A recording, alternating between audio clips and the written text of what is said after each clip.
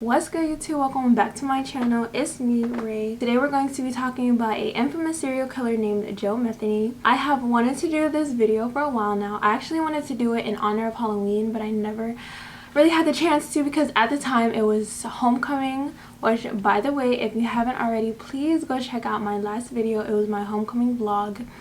I spent a lot of time making that video and even more time editing it, so if you guys could check it out for me, that'd be great. But if you know me, you know that I am actually really into true crime.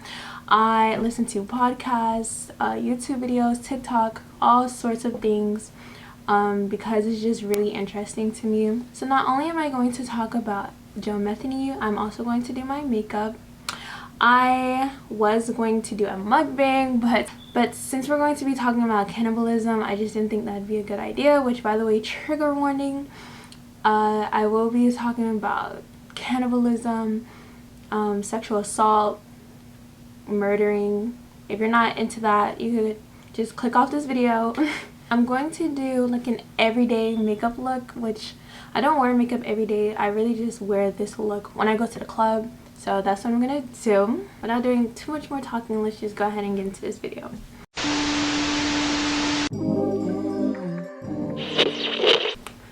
Alright, so my face is really dry because I just got out of the shower. So Joe Metheny was born March 2nd, 1955 in Baltimore, Maryland. He was 6'1" and 350 plus pounds. Actually, I've read that he was really more like 400 pounds, so he was a pretty big guy.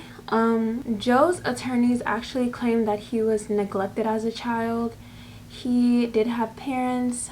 He said that he went through hardship. His father was an alcoholic and his mother worked a lot.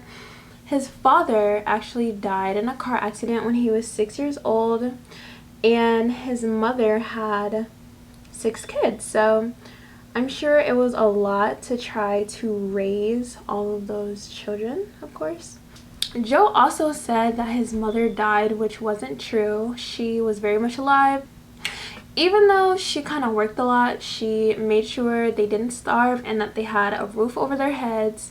So some of the accusations he said were very much false. She said that even though that they were poor, they still had a roof over their heads and they never starved.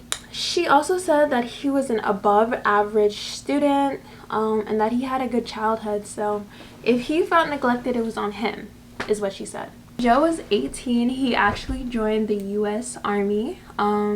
He said that he was stationed in Vietnam, but his mother never recalled him going there. She actually said he served in Germany. He got into the army. He began using drugs really heavily. He began using like heroin and cocaine, and when he was finished with the army, he still continued to use those same drugs. He was homeless and lived in a homeless community back home in Baltimore. He cut off all communication with his mother. He also had siblings, of course, didn't talk to them. Around the homeless community, he was known for the amount of drugs he used and also for his temper. Even though he was homeless, he still had a job. He was a trucker for a trucking company, of course. But again, he spent all his money on drugs. I don't ever put this much concealer on. Oh my gosh. It looks a lot brighter on camera than it does in person, but whatever. So he meets this girl and they end up falling in love. They have a child. He's doing well for himself. He gets them a trailer, so now they have a home to live in. They're both addicts, mind you. And one day he comes home. By the way, there's no names. From what I've seen, there's no names. I don't know who it was exactly. So there's no names of this woman that he meets and has a child with. One day he comes home and he sees that everything is missing, furniture is missing, she's nowhere to be found, and his child is gone. Just, no sign of them or anything in his house. So 6 months goes by and still he doesn't know where his wife is or his child. So he finds out somewhere else in the homeless community that she is on the other side of Baltimore. She's under a bridge. Her child has been taken away from her due to neglectfulness. She neglected the child, so the child got taken away from her, and she is working as a sex worker and still using drugs. So he goes on that side of Baltimore to look for her. He goes up under that bridge that he was told about and sees two men. He sees these two men. He asks them, you know, have you seen my wife? They're telling him no, they haven't seen his wife. And, you know, he's still on drugs at this point. And heroin tended to make him very angry. So he really was not taking no for an answer. So he's really not taking no for an answer at this point.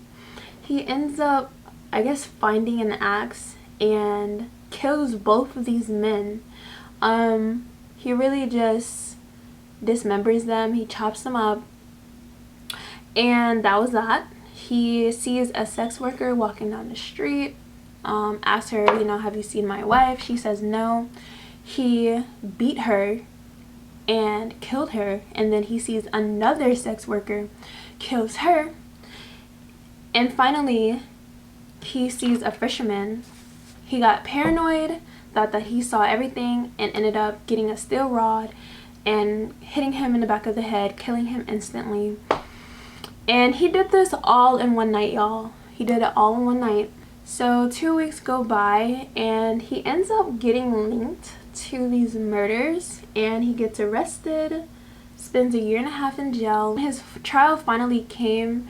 He actually got acquitted, meaning he became free and all charges against him got dropped. Unfortunately, this is because they had no real evidence against him because of these murders. He ends up putting his victims in some bushes. One of the men got put under a mattress. He hid the bodies, and there's no evidence found against them. So you would think after all this time he would sober up, maybe we want to change his life or stop killing people. No, he ends up back on the streets. He's homeless, and that is when, wow, that is when this pattern begins. He begins to just lure sex workers back to his trailer.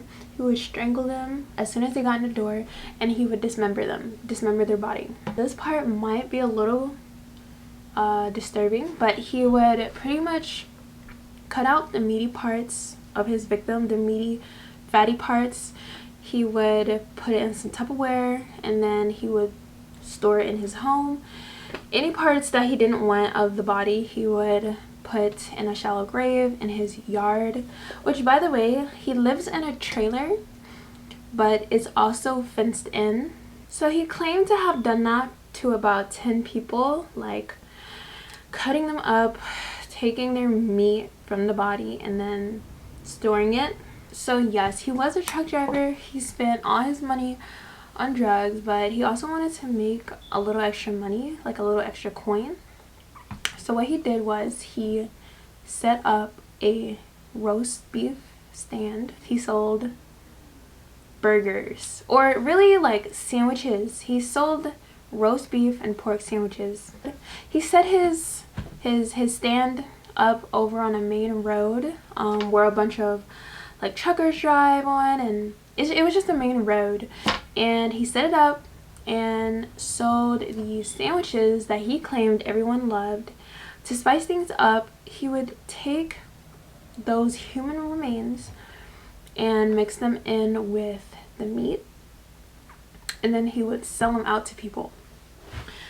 And these people didn't know that they were eating bits of human remains. But his customers, he claimed, loved his food. Definitely, this went on for weeks. It's no telling how many people really ate his food. And you really think about it, they were all like hiding spots for his victims. They were unintentionally cannibalism. But his last victim was a sex worker. He did what he always did. He pretty much lured her back to his trailer, beat her, and he thought that she was unconscious, but she wasn't. She got up, as soon as he turned around and bolted out his door. He thought that she wasn't going to get far because, like I said, his trailer is fenced in, so she didn't think he would get very far. But he actually had the crates that were up against the fence. She hopped on those, hopped over the fence.